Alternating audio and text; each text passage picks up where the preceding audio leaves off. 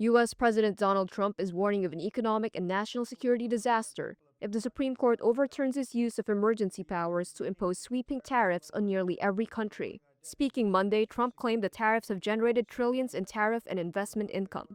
The numbers were reported so incorrectly. The real numbers are trillions of dollars have been taken in or gotten in terms of investment from the tariffs. Trump had previously floated the idea of using tariff revenues to pay for what he calls a dividend to lower earning Americans and repeated his plans on Monday. We're going to issue a dividend to our middle income people and lower income people of about $2,000, and we're going to use the remaining tariffs to lower our debt.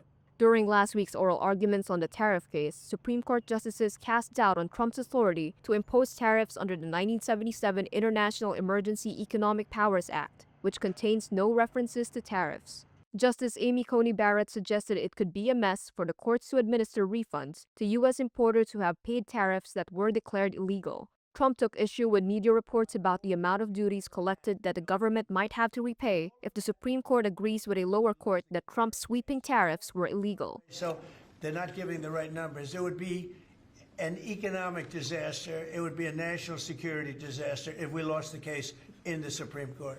It remains unclear exactly when the highest court will rule and whether companies will be entitled to refunds of more than $100 billion in IEEPA tariffs paid so far if Trump loses.